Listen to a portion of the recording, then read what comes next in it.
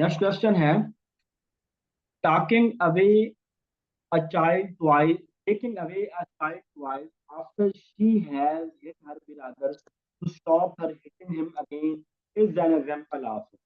एक बच्चे से हम उसका खिलौना वापस ले लेते हैं बिकॉज कि उसने वो खिलौना after she has hit her brother, उसने अपने भाई को मारा है उस खिलौने से। तो ये क्या था कि वो अगेन आइंदा कभी ना मारे, हम खिलौना वापस लेते हैं तो नेगेटिव पनिशमेंट होगा। तो क्या होगा, नेगेटिव पनिशमेंट में हम चीजों को वापस लेते हैं। पॉजिटिव के अंदर जो है वो एक चीज देनी होती है, यानी कोई चीज पॉजिटिव के अंदर पॉजिटिव पनिशमेंट वो होता है, पॉजिटिव रिइंफोर्समेंट हो या पॉजिटिव पनिशमेंट हो, वहां पे हम कोई चीज देते हैं। ठीक है, वहां पे हम कोई चीज देते हैं, यानी फॉर एग्जाम्पल कोई अगर अच्छा बिहेवियर नहीं है तो हम वहां पे उसको एक्स्ट्रा होमवर्क दे देंगे। तो इस तरह की अवर्सिव चीज का देना, और जो नेगेटिव के अंदर हम चीज को वापस लेते हैं। Which of the following phrases best sums up the law of effect. कौन सी बात जो है ना, कौन सा फ्रेज लॉ ऑफ इफेक्ट के ऊपर पूरा उतरता है? Think before you act, if you can't beat them join them, if it works repeat it, measure twice cut once।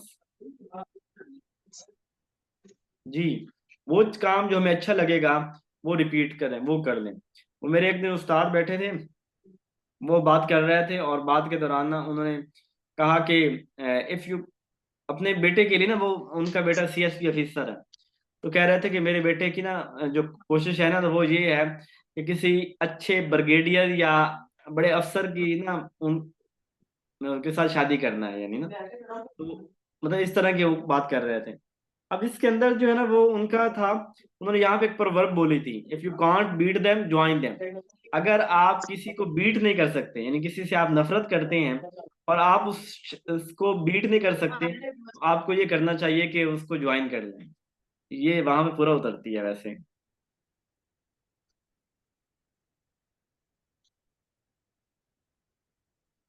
Net का इशू तो पिछले 2.5-3 साल से चल रहा है।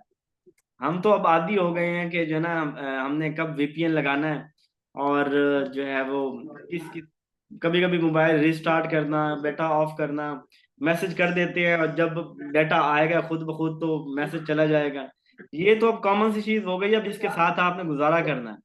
जब एक डिक्टेटरशिप वाला इन्वायरमेंट होता है तो वो अपनी अपना हर हरबा इस्तेमाल करते हैं कि अपनी सल्तनत को बचाने के लिए।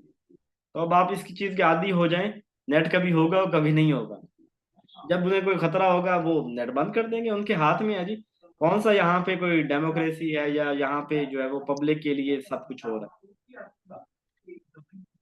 Taking away a person car after they have been caught speeding would be an example of.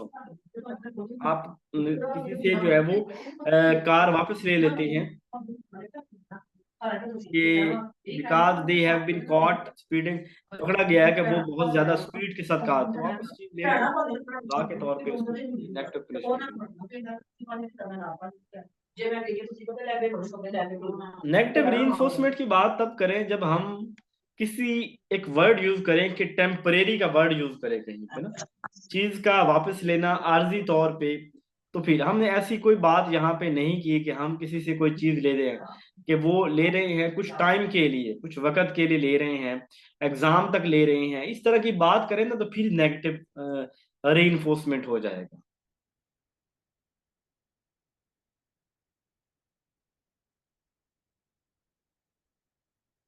ठीक है जी, ठीक है। सी बी रिपीट कर दें। सी पॉजिटिव रीइंफोर्समेंट होता है मोटिवेशन का देना, कोई चीज सी चीज का देना। ठीक है, पॉजिटिव रीइंफोर्समेंट के अंदर फॉर एग्जाम्पल आप किसी को कहते हैं कि यार आप गाड़ी बड़ी जबरदस्त चलाते हैं, तो ये गाड़ी मैं आपको तोहफा में दे रहा हूँ, तो ये पॉजिटिव रीइंफोर्समेंट होगा।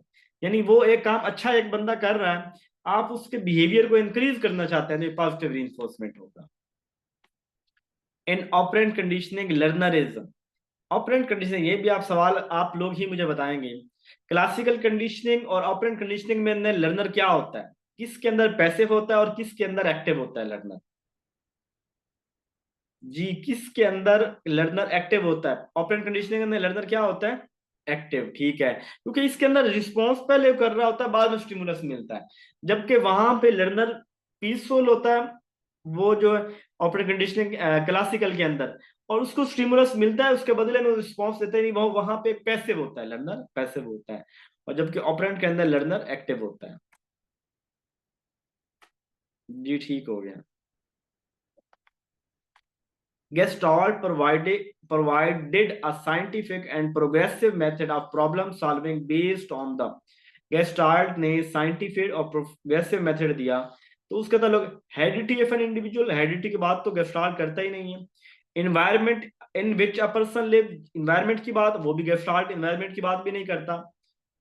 Past experience of past cognitive ability of the learner, देखिए गेस्टाल्ट थ्योरी जिसको थ्योरी ऑफ इंसाइट भी कहते हैं, उसके अंदर हम दिमाग का इस्तेमाल करते हैं। गेस्टाल्ट थ्योरी ऑफ इंसाइट में हम अपने कॉग्निशन का इस्तेमाल करते हैं। नहीं, वो चिंपैंजी जो है वो सोचता है कि मुझे कैसे केले हासिल करने हैं, बनाना हासिल करना है, कैसे बॉक्स को रखूंगा, कैसे स्टिक्स को जोड़ूंगा, कैसे ऊपर जाऊंगा।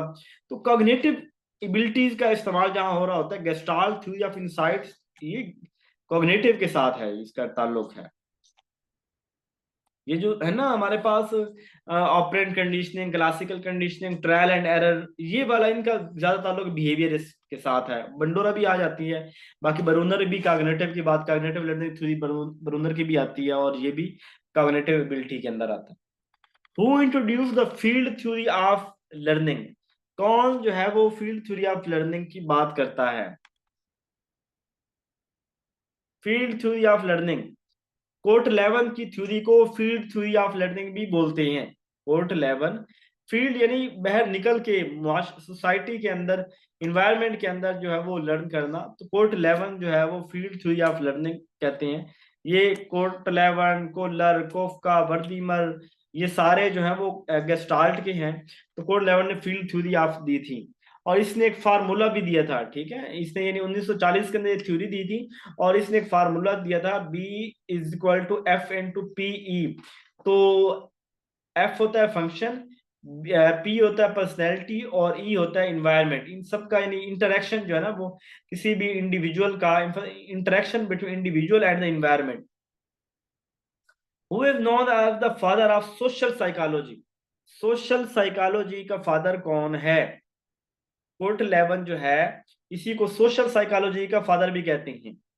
Field theory of learning, social psychology का फादर ऑफ सोशल साइकोलॉजी, ये कोर्ट लेवन है, कोर्ट लेवन है, इसको याद कर लीजिएगा, रट्टा लगा लीजिएगा इसको। बाकी ये वाला सवाल, कुछ पेडागोजी जो है ना, एफपीएससी जो है ना, वो पेडागोजी को एक अजीब तरीके सवाल होते हैं जिनके अंदर आप सोचो विचार करके एग्जैक्ट कीवर्ड पे पहुंच के, पेडागोजी के सवाल ज्यादा होते हैं बनिस्बत इन थ्योरीज में से सवाल, ठीक है। यानी मोस्टली आजकल जो पेपर हो रहे हैं ना, वो उसमें थ्योरी बेस्ड सवाल कम ही देता है, वो उसमें सवाल दे रहा होता है जो कि ज्यादा परसेप्शन जिस बंदे ने। और ये याद रख लें, ये इसका मतलब ये नहीं है, कोई एक भाई बात कर रहे थे जी कि कोई थ्योरी करने की जरूरत नहीं है, ये पेडागोजी के होते हैं तो जिसने पढ़ा हुआ है वो कर लेगा, ऐसी बात बिल्कुल नहीं है। आपकी जितनी वास्ट स्टडी होगी ना, आपकी परसेप्शन खुद ब खुद बनेगी। यानी आपका मुतालिया जितना ज्यादा होगा, आपने जितनी ज्यादा थ्योरीज पढ़ी होंगी, उसकी बुनियाद पे आपकी परसेप्शन खुद ब खुद बन जाएगी कि ये वाला मुझे किस करेक्ट आंसर की तरफ जाना है, ठीक है। तो आपने मुताले को कम ना करें। बाकी ये है कि ये जो बिल्कुल फैक्ट बेस्ड क्वेश्चन है ना, वो कम ही देता है एफपीएससी आजकल। The concept of life space, life space is a part of, ये लाइफ स्पेस जो है मेरे ख्याल से इंसाइटफुल लर्निंग का ही पार्ट है। जो है दूसरा, human 11 field of field theory, 11 की जो फील्ड थ्योरी है इसको लाइफ स्पेस भी कहते हैं। ये कुछ सवाल नए से हैं, अगर आप इनकी डिटेल में जाना चाहें तो आप जरा इसको खुद सर्च कर लीजिएगा। आई थिंक इनकी थ्योरीज हैं, यानी क्योंकि कोर्ट 11, कोलर, कुफ का हमने तो इसको गेस्टाल्ट के अंदर पढ़ा है, लेकिन इनकी फर्दर अपनी एक अलग अलग थ्योरीज है, life space, content field theory, और इसको जो है वो फादर ऑफ सोशल थ्योरी। अब ये वाली चीजें कुछ आप खुद इसको देख लीजिएगा, मैं ज्यादा डिटेल के अंदर नहीं गया इनके ना, जो था कुछ मैंने मेंशन बाद में की भी हैं इधर। अच्छा, 11 formula, P, P person stand करता है, ठीक है, P stand for person, E stand for environment, और एफ स्टैंड फॉर फंक्शन, जो है वो इंटरेक्शन उनका होता है। ये देखें, B is equal to F, B represent behaviour, F function, P person, E as the total environment situation. The life space is surrounded by a non-psychological boundary called.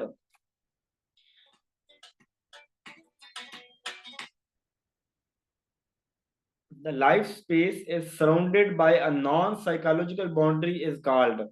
तो इसे फॉरन हल बोलेंगे। देखिए, एक होती है स्पेस फॉरन हल और बाउंडेड हल। बाउंडेड कोई टर्म कोई नहीं है जो इसके अंदर यूज हो, लेकिन बाउंडेड तो कहते हैं कि जहां पे हमारे पास रिस्ट्रिक्शन होगी। स्पेस एक खुला मैदान है जहां सबका आपस के अंदर एक ताल्लुक होगा।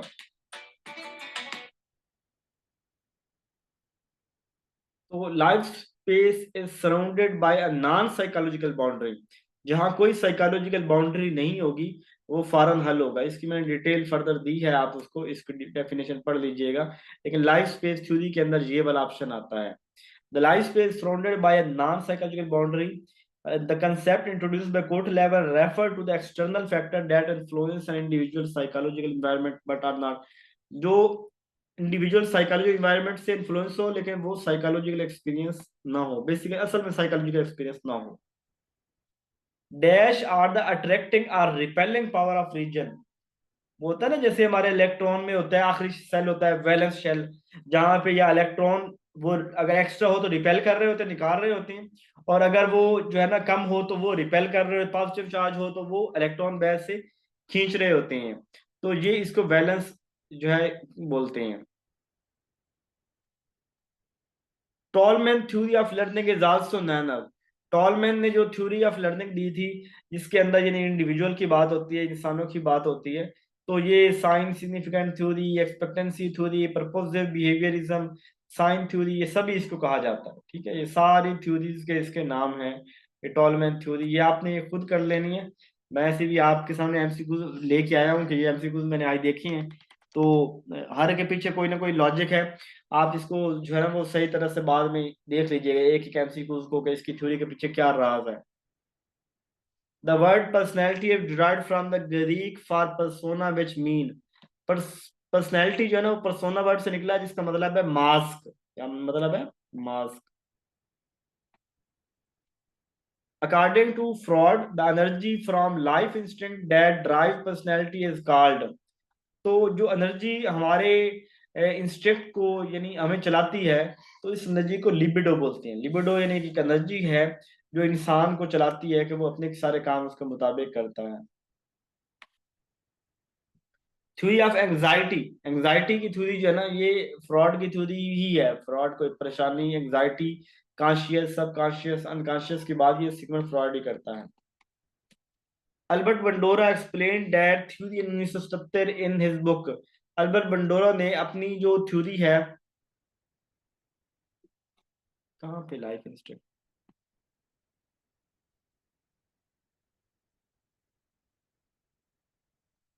लाइफ इंस्टेंट, आप किस सवाल की बात करते हैं? अच्छा, लाइफ, इस सवाल की बात कर रहे हैं कि life that drive personality is called.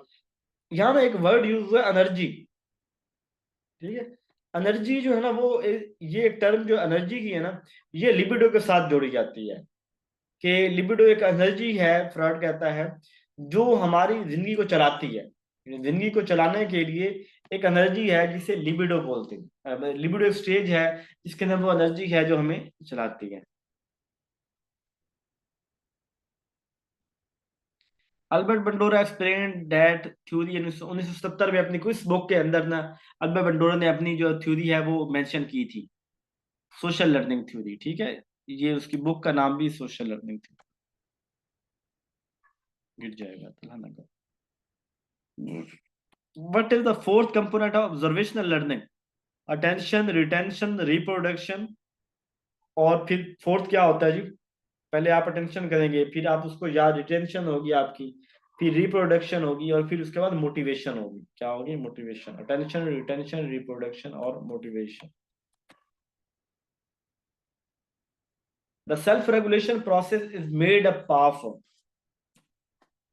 Self regulation जो प्रोसेस है किस चीज है? सेल्फ ऑब्जर्वेशन यानी अपने आप को रेगुलेट करना, self response, judgemental process, all. तो सेल्फ अपने आप को रेगुलेट करने के लिए हमें जजमेंटल प्रोसेस, सेल्फ रिस्पॉन्स सारे देखने पड़ते हैं। What psychological approach did Roger follow? Roger जो है वो कौन सी साइकोलॉजिकल अप्रोच को फॉलो करता है? रॉजर, कॉर्ल रॉजर्स और ये मास्लो मिलके इन्होंने भी काम किया था, इनका सेम मिलते जुलते काम थे, ह्यूमनिस्टिक। जी बिल्कुल, कॉर्ल रॉजर्स और जो दूसरा ये मास्लो, तो ये ह्यूमनिस्टिक थे, ह्यूमनिस्टिक अप्रोच है इनकी। What is an individual ideal self? अपने आप का जो आइडियल सेल्फ है, इसका मतलब क्या है? हु दे करंटली आर, के वो क्या है? Who they want to become, वो क्या बनना चाहते हैं? Who they were as a child, who other see them as, दूसरे इसको क्या देखते हैं? इंडिविजुअल से आइडियल सेल्फ में खुद की बात हो रही है, तो वो who they want to become, के वो क्या बनना चाहते हैं? Who they want to become, वो क्या बनना चाहते हैं? तो आइडियल सेल्फ के मुझे अपने आप को ऐसा बनाना है, तो आइडियल सेल्फ का जो है ना वो ये होगा। What is individual self image? अपनी सेल्फ इमेज क्या होती? हाउ दे, मैं फिजिकली कैसे लिख रहा हूँ? ये नेगेटिव थॉट दे हैव, क्या हो गया? The negative thoughts they have about themselves, उनके अपने मतलब क्या नेगेटिव थॉट्स हैं? How they family sees them, how they see them, आप खुद को कैसे देखते हैं? ये आपका सेल्फ इमेज है, आप खुद को क्या समझती हैं, मैं क्या हूँ, मेरा वो आएगा। What is Congress? कांग्रेस ये कॉर रॉजर्स की थ्योरी, कॉर रॉजर्स की थ्योरी है ना, जिसके अंदर उसकी अंदर ये बात होती है, कांग्रेस की बात होती है, थ्योरी मैंने शामिल करनी है नेक्स्ट जब ना कोर्स करवाया उसके अंदर। When an individual reaches their ideal self, कि वो है जब कोई बंदा अपने आइडियल सेल्फ पे पहुंचता है। When individual ideal self correspond with their self image, जब किसी का आइडियल सेल्फ जो है, यानी वो जो है वो उसके सेल्फ इमेज, उसका इमेज भी वही हो, दुनिया भी उसे उसी से जानती हो, और अपने आप को वो असल में हो ही वही जो वो समझता है। Reaches their ideal self image, ये बी ऑप्शन इसका करेक्ट है।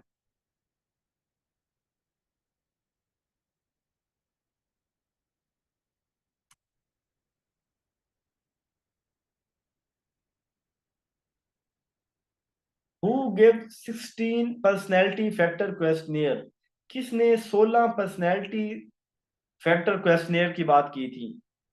रेमंड कैटल ने ना 16 पर्सनैलिटी करेक्टर बात बात की थी। वार्मथ है, यानी मोटिवेटेड है, इस तरह की बात इसने की थी।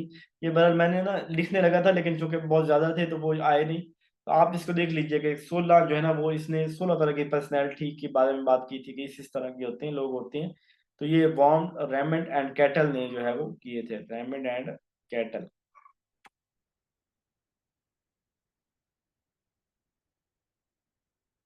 जी, क्रिस्टलाइन फ्लोड क्रिस्टलाइन थ्योरी वाली बात भी इसने।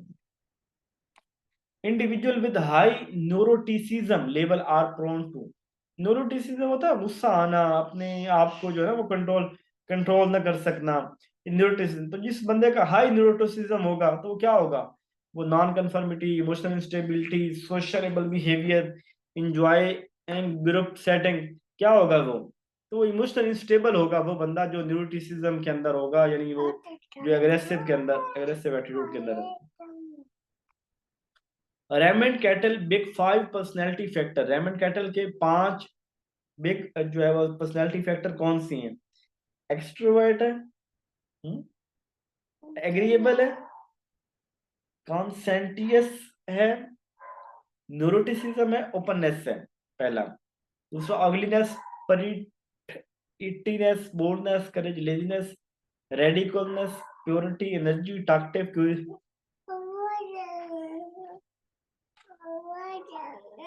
थोड़ा पढ़ा दो फिर चलते हैं। तो ए ऑप्शन है, ये इसने को 5 पर्सनैलिटी फैक्टर दिए थे। ये सवाल नए हैं, क्योंकि मैं जो किताब आजकल फॉलो कर रहा हूँ ना, एनसाइक्लोपीडिया ऑफ एजुकेशन, उसको मैंने अब शुरू किया है। तो मैं सिर्फ उसके अंदर वही एमसीक्यूज कर रहा हूँ। आज मैंने उसके कोई 200 पेजेस पढ़े हैं उस किताब के, 1100-1200 सफ़ात के ऊपर मुश्तमिल किताब है। उसके अंदर मैंने वो क्वेश्चन शामिल किए हैं, सारा दिन मैं उसी पे लगा रहा हूँ। मतलब ये आजकल जो है, चूंकि सारा काम सारा दिन टाइप करते हैं, पहले उसको पढ़ना, फिर उसमें सवाल निकालना, फिर इधर शामिल करना, अरेंज करना। तो ये जो है ना वो सवाल है जो बहुत नए थे और मुझे नहीं आते थे, मैं वो शामिल मैंने किए हैं। बाकी मैंने तकरीबन चीजें पढ़ाई हुई हैं। सारे सवाल कहीं ना कहीं रिलेट करते हैं, तो ये वाले सवाल कुछ नए सवाल है, ठीक है। गुड नेचर, वो बंदा जिसकी अच्छी नेचर होगी, कोऑपरेटिव भी होगा, और trusting are the feature of, किसके अंदर ये चीजें होंगी कि वो बंदा ट्रस्ट भी करेगा, वो बंदा जो है उसकी नेचर भी अच्छी होगी, कोऑपरेटिव भी होगा। तो ये इंट्रोवर्जन बंदा होगा, एग्रीएबल होगा, कॉन्सेंटियसनेस होगा, या एक्सट्रोवर्जन होगा? नहीं नहीं नहीं नहीं नहीं नहीं नहीं नहीं नहीं। अब क्या एक्सट्रोवर्ट बंदे बड़े गुड नेचर होते हैं? क्या ये गारंटी है कि जो बंदा एक्सट्रोवर्ट होगा वो उसकी नेचर अच्छी होगी? जी, ये एग्रीएबलनेस होगा, वो बंदा जो कोऑपरेटिव होगा, ट्रस्टी होगा, गुड नेचर, वो एग्रीएबलनेस होगा। ये कुछ वो जो अभी पांच नहीं बताई थी आपको, तो उसी में से ही ये सवाल है। Introvert, extrovert, introvert, openness, agreeable, बल्कि इंट्रोवर्ट तो उसमें है ही नहीं। एग्रीएबल, कॉन्सेंटियस, एक्सट्रोवर्जन, ओपननेस, ये अभी मैंने आपको बताया था ये सवाल। एक्सट्रोवर्ट, एग्रीएबल, कॉन्सेंटियस, न्यूरोटिसिज्म, ओपननेस, ठीक है। तो ये वाले उसमें से रेमंड कैटल के ना, उसके अंदर ये वाले। रिस्पॉन्सिबल, वो बंदा रिस्पॉन्सिबल होगा, डिपेंडेबल होगा, परसिस्टेंट होगी, कंसिस्टेंसी होगी, अचीवमेंट ओरिएंटेड होगा। वो कौन किसके अंदर ये फीचर होंगे? Introversion, agreeableness, conscientiousness, extroversion. ये कॉन्सेंशियसनेस।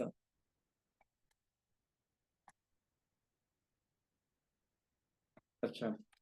इमेजिनेटिव, वो बंदा इमेजिनेटिव होगा, आर्टिस्टिकली सेंसिटिव होगा, और फीचर ऑफ, इसके अंदर वो फीचर होंगे कि वो बंदा सोच विचार करता होगा और अपना उन चीजों को लिखता होगा, आर्ट होगा, आर्टिस्टिक होगा उन चीजों को। तो ये ओपननेस होगा, ठीक है। अपने अपने जो है ना उसके अंदर ख्यालात उनका इजहार करता होगा, पोइट्री, पेंट, इस तरह की चीजों में। Some people strongly believe that each person have control of his own life. कुछ लोग बिलीव करते हैं कि लोगों का अपनी जिंदगी के ऊपर कंट्रोल होता है। तो दिस इज कंसेंशियसनेस। कंसेंशियसनेस कहते हैं। एक्सट्रोवर्जन होते हैं internal locus of control, external locus of control. तो जो इनको अपने ऊपर कंट्रोल होता है एक्सटर्नल लोकस ऑफ कंट्रोल में आता है, ठीक है। कुछ लोग होते हैं think that what happen to them is the result of, मेरे साथ जो हुआ है ना ये सारा मेरी किस्मत का नतीजा है, ये बाई चांस हो गया है, ये लक है। ये कौन लोग बात करते हैं? ये जो बाहर से जो इन्फ्लुएंस होते हैं ना, बाहर को इल्जाम देते हैं, ब्लेम ब्लेम गेम करते हैं, तो ये एक्सटर्नल लोकस ऑफ कंट्रोल होता है, external locus of control.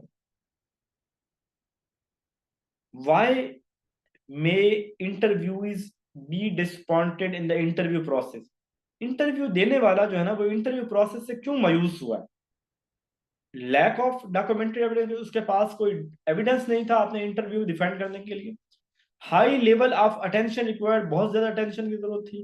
Question unrelated to their field, ऐसे सवाल आ रहे थे जो उसकी फील्ड के रिलेटेड नहीं थी। क्विक कम्युनिकेशन फैसिलिटेशन, जी बिल्कुल। उसको सवाल जब आपके उम्मीदों के मुताबिक नहीं होंगे तो आपको जो है वो फ्रस्ट्रेशन होगी, डिसअपॉइंटमेंट होगी। What is the primary purpose of the Minnesota Multiphasic Personality Inventory MMPI? अगले आने वाले सवाल जो हैं, कल जो सवाल होंगे वो हमारे सवाल सारे पर्सनैलिटी की जो टाइप्स है ना उसके ऊपर होंगे। टेट, थमेटिक एप्रिसिएशन टेस्ट, इसी तरह CSI, MMPI।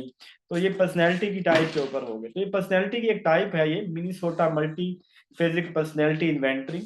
और ये क्या करती है? Assessing cognition ability, diagnosing psychological disorder, evaluating physical health, measuring emotional intelligence. जी, इसका मैंने पैराग्राफ लिखा है, देखें। Widely use psychology assessment tool design to evaluate personality trait and psychotherapy, pathology. 1930 by Drake Hathaway and J.K. McKinley at the University of Minnesota, because of a series of true false statements that had identify various mental issues, ठीक है, mental health issues, anxiety, depression, schizophrenia। तो बहरहाल इसका ताल्लुक जो है वो दिमाग के साथ है।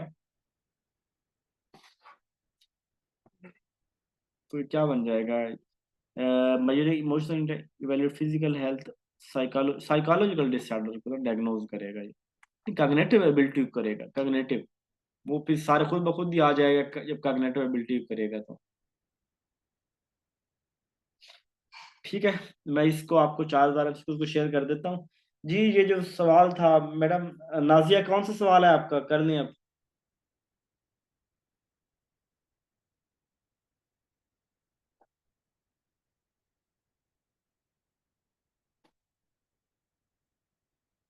वो है सही क्लास में। चलो ठीक है, वैसे कर पर्सनल में मैसेज कर दीजिएगा, असल में ग्रुप में देखता कोई नहीं हूँ ना, मुझे टाइम मिलता है। और जब मैं ग्रुप देखने की नियत करूँ भी सही, तो जब मैं देखता हूँ ग्रुप में 300 मैसेजेस हुए पड़े हैं, तो मैं उसको बंद कर देता हूँ कि मेरे पास दो चार मैसेज से ज़्यादा देखने का टाइम नहीं है। बल्कि मैसेजेस भी आए होते हैं, मैंने दो चार मैसेजेस का रिप्लाई किया, उसके बाद फिर मैसेज आया तो मैं अगले 24 घंटे के बाद रिप्लाई देता हूँ अगला जाके। तो इस वजह से करके ना, जब तक ये सेशन कंप्लीट नहीं होता, क्योंकि बहुत मेरा हेक्टिक काम है, जो मुझे टाइम मिलता है वो यही होता है कि एमसीक्यू टाइप करने, उसको सर्च करने में लग जाता है। तो ये सेशन जैसे ही गुजरेगा तो मैं इजी फील करूंगा तभी। इसी वजह से ना मुझे ना मैसेज के रिप्लाई करने में बड़ा ना डिले हो रहा है। ठीक है, अपना ख्याल रखिएगा। जजाकल्ला।